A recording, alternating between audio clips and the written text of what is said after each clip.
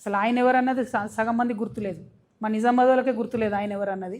ఆయన గురించి నేను మాట్లాడేందుకే, ఆయన ఏం మాట్లాడతాడో ఆయనకే అర్థం కాదు. పొద్దున ఏం మాట్లాడతాడో, రాత్రి ఏం మాట్లాడతారో, ఒకరోజు ఒక మాట, ఇంకో రోజు ఇంకో మాట. అట్లాంటి వాళ్ళ గురించి మాట్లాడి నేను టైం వేస్ట్ చేయదలుచుకోలేదు. తెలంగాణ ఆడబిడ్డలు స్వయం ప్రతిపత్తి కలిగినటువంటి వాళ్ళు, స్వతంత్రంగా ఆలోచించుకునేటటువంటి శక్తి ఉన్నవాళ్ళు. నేను తెలంగాణ ఉద్యమంలో రాటుదేలి ప్రజల మధ్యలో ఉండి, ప్రజల మధ్యలో బతికి, ప్రజల కోసం పనిచేయడానికి వస్తున్నటువంటి ఒక ఆడబిడ్డను. నన్ను పట్టుకొని ఎవరో మద్దతు ఇస్తే మీరు బతుకుంటారు, ఎవరో మద్దతు ఇస్తే మీరు ఉంటారంటే కేవలం ఆయన పురుష అహంకారం కనబడుతుంది తప్పితే ఇంకొకటి కాదు. ఇటువంటి మాటలు అరవింద్ గారు ఇంకోసారి మాట్లాడితే మంచిగా ఉంటుందని కూడా తెలియజేస్తాను. Thank you. జై తెలంగాణ. ఏమో